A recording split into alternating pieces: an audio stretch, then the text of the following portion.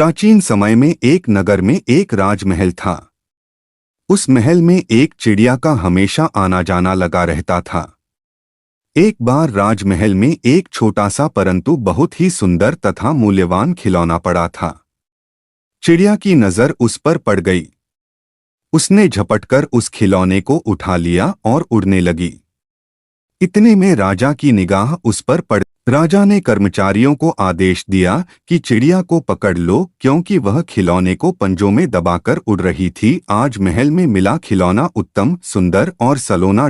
जब चिड़िया को पकड़ा गया तो राजा ने उससे खिलौना छिनवा लिया। खिलौना छिन जाने पर वह चहचहाई, है ये राजा बहुत लालची, मैं सबको यह बतलाऊंगी। ऐसा सुनकर राजा घबरा गया, क्योंकि लालची राजा कहलाने से तो उसकी सब जगह बदनामी होगी।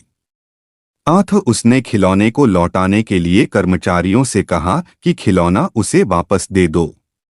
खिलौने को पुनः पाकर चिड़िया जोर जोर से गाने लगी, मुझको वापस दिया खिलौना, कितना बुज़दिल है ये राजा। अपने को बुज़दिल डरपोक कहते सुनकर राजा क्रोध से लाल पीला हो गया और आदेश दिया कि इस चिड़िया को काटकर इस पर मसाले लगाकर प्लेट में रखो। कर्मचारियों के वैसा करने पर चिड़िया फिर भी चुप न रही और गाने लगी, लाल और पीला मुझे बनाकर, कुछ न मिलेगा मुझको खाकर। ये शब्द सुने तो राजा अचंभे में पड़ गया। उसने सोचा, अभी तो यह जीवित है, वरना बोलती कैसे। उसने इन टुकड़ों को भूनकर लाने के लिए कहा। जब चिड़िया के टुकड़ों को भूनकर लाया गया और राजा खाने लग, जा रही हूं तंग रास्ते से यहाँ, ये बहुत अच्छा किया, अच्छा किया। चिड़िया की आवाज सुनते ही राजा बौखलाकर सोचने लगा कि यह तो अभी भी जिंदा है। अच्छा, इसे अंदर निगलता हूँ, फिर देखता हूँ यह कैसे जीवित रहती है।